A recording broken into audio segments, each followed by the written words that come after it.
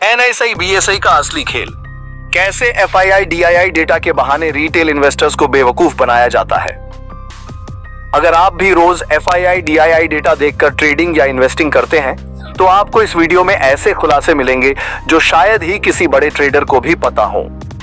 तो चलिए शुरू करते हैं इस वीडियो को। क्या आपने कभी सोचा है कि एफआईआई डीआईआई डेटा रोज क्यों जारी किया जाता है? क्या यह पारदर्शिता के लिए होता है या यह सिर्फ एक और जाल है जिसमें छोटे निवेशकों को फंसाया जाता है? अगर आपको लगता है कि यह डेटा आपको सही निर्णय लेने में मदद करता है तो यह वीडियो आपकी सोच पूरी तरह बदल देगा। 1. एनएसआई बीएसआई कैसे रिटेल इन्वेस्टर्स का ट्रस्ट जीतते हैं। रिटेल इन्वेस्टर्स को ऐसा लगता है कि एफआईआई डीआईआई डेटा पारदर्शिता के लिए जारी होता है, लेकिन सच्चाई यह है कि यह लिमिटेड ट्रांसपेरेंसी है जो सिर्फ दिखावे के लिए बनाई गई है। इसका असली मकसद रिटेल इन्वेस्टर्स को यह महसूस कराना है कि वे स्मार्ट डिसीजन ले सकते हैं, जबकि हकीकत में उनके पास अधूरी जानकारी होती है। आपको ऐसा क्यों लगता है कि एनएसआई बीएसआई आपको फायदा पहुंचाने के लिए डेटा देंगे? उनका काम मार्केट से पैसे कमाना है, न कि आपकी मदद करना। 2. कैसे एफआईआई डीआईआई डेटा का इस्तेमाल करके एनएसआई बीएसआई पैसा बनाते हैं। एक, ट्रेडिंग वॉल्यूम बढ़ता है, ट्रांजैक्शन फीस से कमाई। जब NSE BSE FII DII data release करते हैं तो रिटेल इन्वेस्टर्स उसमें पैटर्न ढूंढने लगते हैं। जैसे ही कोई बड़ा बाइंग या सेलिंग डेटा आता है, रिटेल इन्वेस्टर्स घबरा जाते हैं या लालच में आ जाते हैं। इसका फायदा यह होता है कि ट्रेडिंग वॉल्यूम बढ़ता है और एनएसआई बीएसआई को ज्यादा ट्रांजैक्शन फीस मिलती है। 2. प्रीमियम डेटा बेचकर हेज फंड्स और एफआईआई से कमाई। NSI BSI basic data retail investors को मुफ्त में देते हैं, लेकिन असली डिटेल्ड डेटा प्रीमियम क्लाइंट्स को बेचते हैं।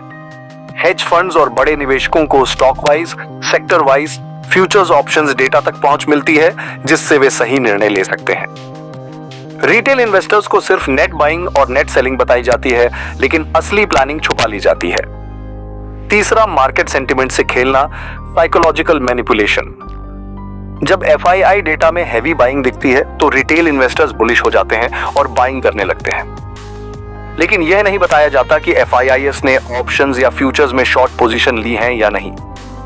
एफआईआईएस हमेशा हेडजिंग करते हैं, लेकिन रिटेलर्स बिना हेडजिंग के ट्रेड करते हैं और नुकसान उठा लेते हैं। 3. फेक ट्रांसपेरेंसी का खेल। एनएसआई बीएसआई कहते हैं कि वे पारदर्शिता लाते हैं, लेकिन असली पारदर्शिता क्या होती?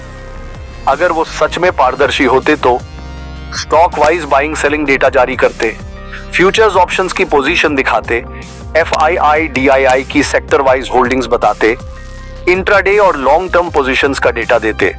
लेकिन ये सब नहीं दिया जाता, क्योंकि अगर रिटेल इन्वेस्टर्स को सही डेटा मिल जाए तो वो खुद बड़े खिलाड़ी बन जाएंगे। 4.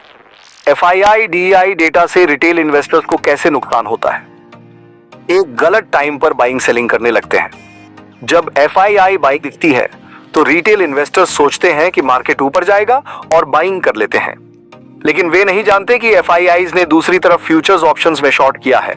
नतीजा, रिटेलर्स को लॉस होता है और एफआईआईज फायदा उठा लेते हैं। 2. मार्केट सेंटिमेंट से बहक जाते हैं। एफआईआई ने 2000 करोड़ खरीदे, इसका मतलब मार्केट बुलिश है, लेकिन सच्चाई यह है कि वे हेज कर रहे होते हैं और जब मार्केट गिरता है तो रिटेल इन्वेस्टर्स फंस जाते हैं। रिटेल इन्वेस्टर्स को रियल टाइम डेटा नहीं मिलता, एफआईआईज और बड़े संस्थागत निवेशकों को लाइव डेटा मिलता है, लेकिन रिटेल इन्वेस्टर्स को सिर्फ एंड ऑफ डे डेटा दिखाया जाता है जो आउटडेटेड हो जाता है। अगर आपको भी यही लगता था कि एनएसआई बीएसआई ये डेटा आपकी मदद के लिए जारी करते हैं तो आप अब तक गलतफहमी में थे। अब आपके पास सच्चाई है। अब सवाल यह है कि क्या आप इस जानकारी को बाकी लोगों तक पहुंचाने में मदद करेंगे? इस वीडियो को शेयर करें ताकि ज्यादा लोग इस जाल को समझ सकें। कमेंट करें, क्या आपको लगता है कि एनएसआई बीएसआई को पूरा डेटा रिलीज करना चाहिए? चैनल सब्सक्राइब करें ताकि हम और बड़े खुलासे कर सकें।